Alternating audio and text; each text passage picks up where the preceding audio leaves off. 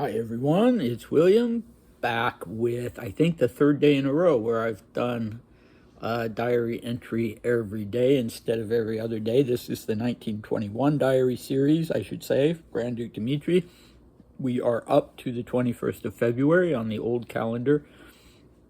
And let's see, it's a Monday, as it is here where I'm at on the 16th of December 2024. And this would be a significant date if it wasn't for the fact that Russia was using the old calendar back in 1916 when the assassination of Rasputin took place. So for Dmitri in Copenhagen on well, actually, what am I saying? He wasn't in Copenhagen in December, but for Dmitri, wherever he was, when that anniversary came around in the West, it wasn't on the 16th on the Western calendar that he looked back on that. When indeed he did look back on it, I think he tried not to, but there were times in his diaries when he did note that anniversary. But it would have been early. No, wait, yeah, it would have been on the Western calendar, it would have been, I believe, 13 days later. So that would make it the 29th of December, I guess. Anyway, I'll stop yammering about that. Let's see. So today, this diary entry is a fairly long one, but not so long that we have to do it in two parts.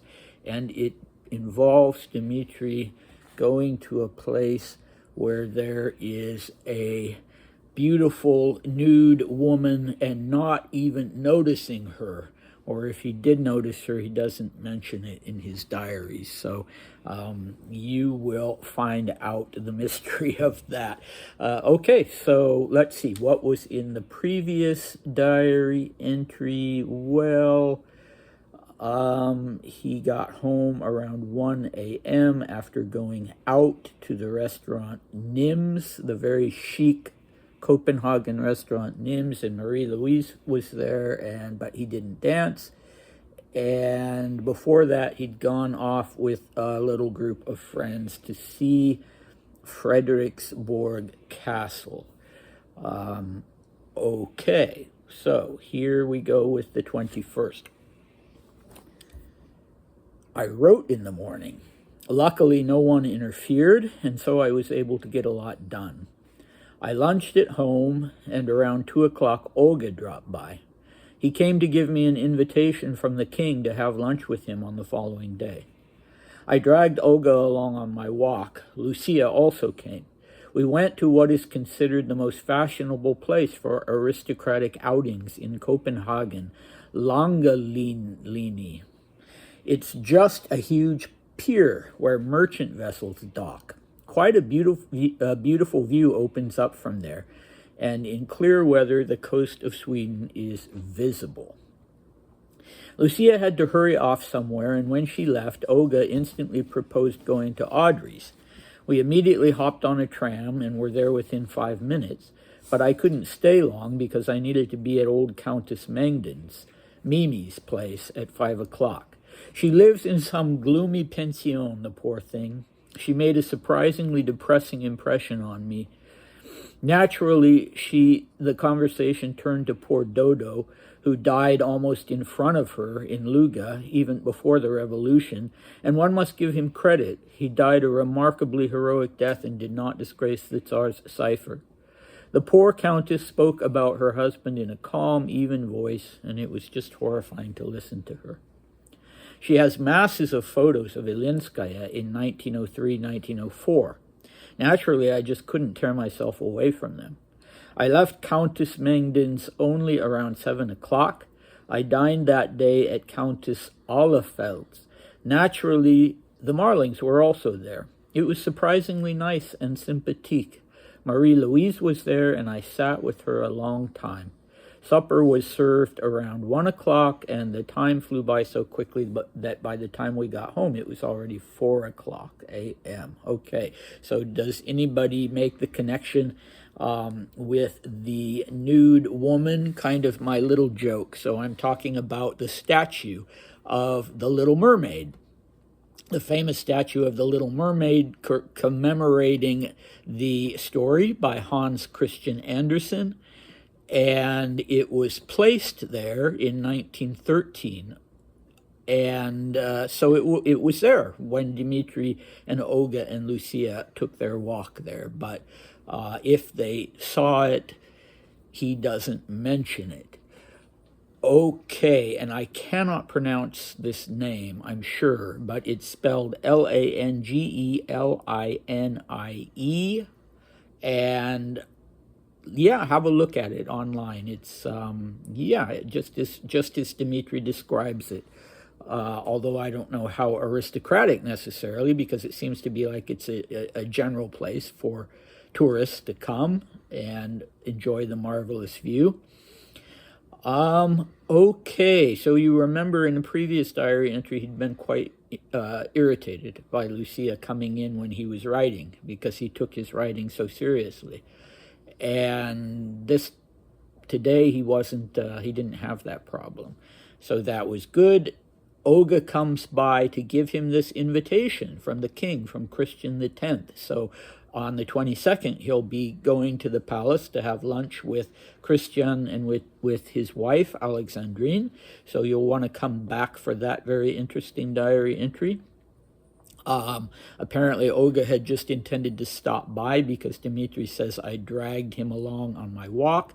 Lucia also came, and I'm not sure she was quite such a welcome presence. It seems like Olga and Dmitri had something else in mind. So the minute she leaves, whether she took the hint or whether she really did have someplace to go, they immediately decide to go to Audrey's. Dmitri says that it's Olga's idea. They hop on a tram. So in those days, whether you were in London or Paris or someplace like Copenhagen, you could run into a Romanov Grand Duke or Grand Duchess on a bus or on a streetcar. Dmitri noted the irony at one point in an earlier diary entry of taking a bus, one of the double-decker buses, to Buckingham Palace when he was invited there. Okay, and then we have the sort of main topic of the day is this visit to Countess Mengden, and her nickname was Mimi. That seems to have been a very, very popular nickname for women at that time because Dmitri knew more than one Mimi. And her husband, who was called Dodo, Mimi and Dodo. I don't know. Mimi, yes. Dodo, I don't like so much. But poor Dodo, Georgy Georgievich, had been killed, Dmitri says, prior to the revolution, but Dmitri is wrong about that. It was during, I think, the outbreak of the revolution in February. He was a military man, and he was killed by soldiers in 1917.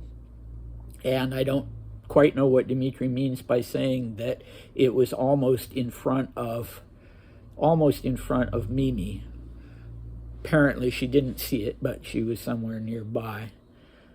And Dodo Mengden was, I think I mentioned in the previous video, he was the head of Grand Duke Sergei's household. So he was in charge of the finances, is mostly what that means. And then also became the head of Dmitri and Maria's household, their finances, when they were children, and their father was in France. And apparently Paul very much objected to Count Mengden having that position because for some reason he thought that he was embezzling from Dmitri and Maria. But I don't necessarily want you to think that. I don't want to besmirch his memory because I don't know if that was true or not. You would think that Sergei and Ella would have known if that was the case and would have put a stop to it. But anyway, yes, so Dodo died a remarkably heroic death and did not disgrace the Tsar's cipher. I'm sure you all know what that means, but just in case, the intertwined letters, Nikolai Alexandrovich of the Tsar's name, so his monogram, basically, which you would have on everything. You would have on your shoulder boards, which were considered the most important part of the uniform, the shoulder boards.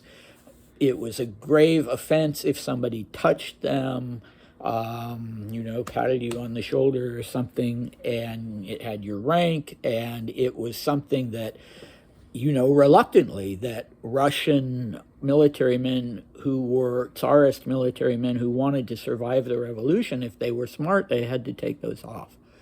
But anyway, I suppose Dodo did not take his off after the revolution. I suppose that that's what Dmitri is referring to by saying that he did not disgrace the Tsar's cipher. So yeah, this is kind of an odd sentence when he says that the Countess is speaking quite calmly and in even tones about her husband's death, but Dmitri is saying that it was horrifying to listen to her. And I guess, yeah, okay, that's not really a contradiction. She was calm about it, but he hadn't heard the story before. And so it was horrifying, and he would have kept in mind the fact that his father was killed also, and his half-brother and his aunt were killed by the Bolsheviks in more or less horrifying ways. But, he seems to be happy to be looking at these photos of Ilyinskoye. I can't tear myself away from them, he says. It doesn't seem, well, maybe it was bittersweet for him. 1903, 1904, so that was when he was between the ages of 12 and 13, and already living with Sergei and Ella. And the Mangdans were very much part of the household, so it's not surprising that she had those. Dmitri, of course, was not able to take tons of things with him when he left, when the Tsar banished him at the end of December 1916, and so he probably didn't have photographs like that, or at least not many. Okay, and then he goes to Countess Ahlefeld's, and she's another one of these people who I think I'm not sure if my notes are quite accurate on who she was, and I know I talked about that in more detail in previous videos, and I didn't go back and look at those, so I'm not going to sort of revisit that, but she was someone that he'd seen, she and her husband, he'd seen them several times since he had arrived in Copenhagen. This time he does not refer to Marie-Louise as Marie-Louise Moltke. He's back to calling her Marie-Louise. And one thing I forgot to mention, this whole funny thing about going, I did mention that, about going to Audrey's, and she was apparently the sultry older woman at that time that Olga and Dmitri were both sort of buzzing around. And you recall a previous diary entry where Dmitri says that she is stirring up talk, or I don't know if she herself was stirring up talk, but talk had been stirred up about her and Olga. Olga, of course, was a married man, unlike Dmitri, and Audrey Parr was a married woman.